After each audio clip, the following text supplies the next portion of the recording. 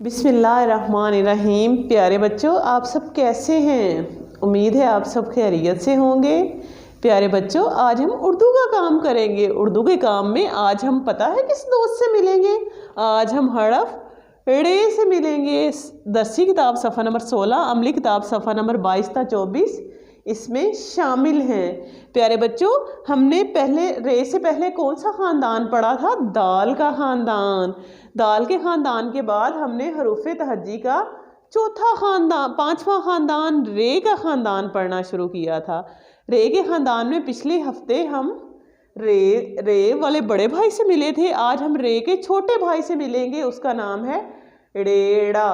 प्यारे बच्चों, ये कहानी है चार भाइयों की। देखें, चार भाई बिल्कुल एक जैसे हैं।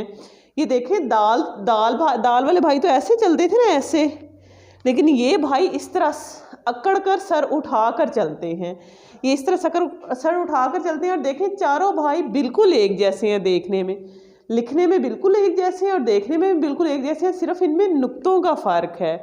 प्यारे बच्चों, ये कहानी है चार भाइयों की। चार भाई होते हैं, उन्होंने दूर जाना होता है तो वो हजाम अंकल से बाल कटवाने जाते हैं। जब वो हजाम अंकल से बाल कटवाने जाते हैं तो हजाम अंकल, पहले वाला भाई, सबसे बड़ा भाई रेरा जाता है तो हजाम अंकल उसके सारे बाल काट देते हैं। वो गंजा हो जाता है। देखिए, इसके ऊपर कुछ भी नहीं है ना, हजाम अंकल ने इसके सारे बाल काट दिए।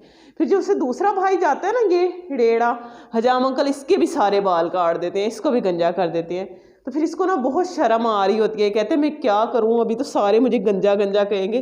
फिर ये क्या करता है, ये अपने सर पे टोपी पहन लेता है। ये देखिए, इसने अपने सर पे टोपी पहन ली।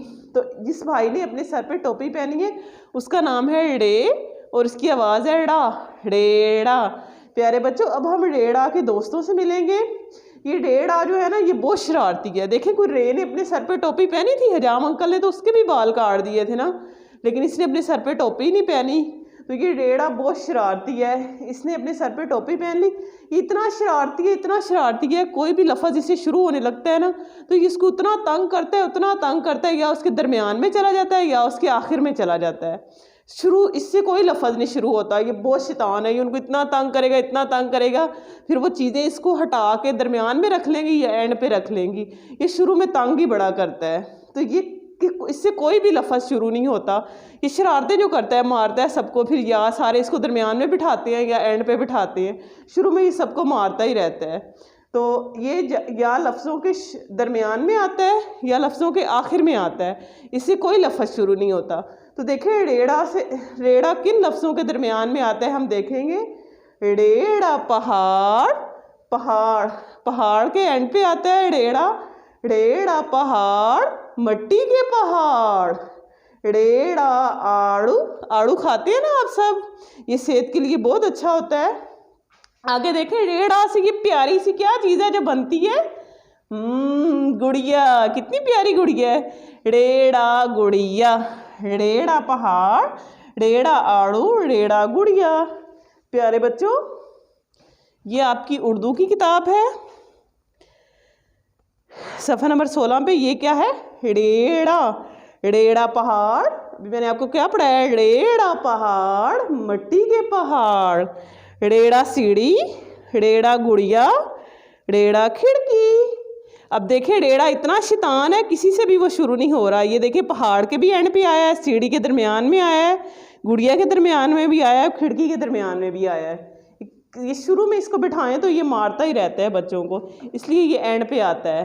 तो प्यारे बच्चे देखें, रेड़ा हम कैसे लिखते हैं। ये चार लाइनें हैं, 1 2 3 4। हम दरमियान वाली 2 लाइनों में रेड़ा लिखते हैं। पहले हम सीधी लाइन लगाएंगे, स्टैंडिंग लाइन लगाई, फिर यहाँ से हमने स्लांट लाइन लगा दी। फिर इसके सर पे, रे के सर पे कुछ भी नहीं, रे के सर पे बेबी तोएं। इसके सर पे क्या है? बेबी तोएं। रे बेचारा खाली है और रे के सर पे क्या है? बेबी तोएं। हम इसके सर पे बेबी तोएं बनाएंगे। हम पहले सीधी लाइन लगाएंगे, फिर छोटी सी स्लांट लाइन लगाएंगे, फिर हाफ सर्कल बना देंगे, बन गई रेड़ा। रेड़ा।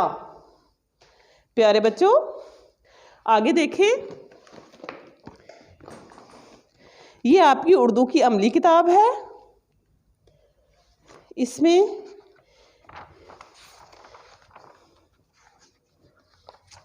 ये देखिए डेढ़ा, ये है डेढ़ा। प्यारे बच्चों सफ़ा नंबर 22, इस पर आपने कुछ भी नहीं करना, सिर्फ उसको पढ़ना है, इस पर कोई काम नहीं करना। ये है डेढ़ा। डेढ़ा से आपने फिंगर की मदद से ऐसे इसकी फिंगर फेरनी है, इसके ऊपर फिंगर ट्रेसिंग करनी है। आगे देखें, डेढ़ा पहाड़, डेढ़ा आड़ू, इसको सिर्फ आपने पढ़ना है। अब अगला सफ़ा देखें, सफ़ा नंबर 23। डेढ़ा पहाड़, पहाड़ में आप कलर करेंगे और इस डेढ़ा की ट्रेसिंग करेंगे। आगे देखें सफ़ा नंबर 24 पे, प्यारे बच्चों आगे देखें सफ़ा नंबर 24 पे एक है डेढ़ा और उसके सामने बना हुआ है आड़ू। हम इस डेढ़ा में कलर करेंगे प्यारे प्यारे। पहले आउटलाइन बनाएंगे ताकि हमारा कलर बाहर ना निकले। आराम आराम से आउटलाइन बनाएंगे, फिर आराम आराम से हम इसकी मिक्सिंग करेंगे कलर की, कहीं से भी कोई जगह खाली ना रहे। आराम आराम से इस सारे को कलर से फिल करेंगे।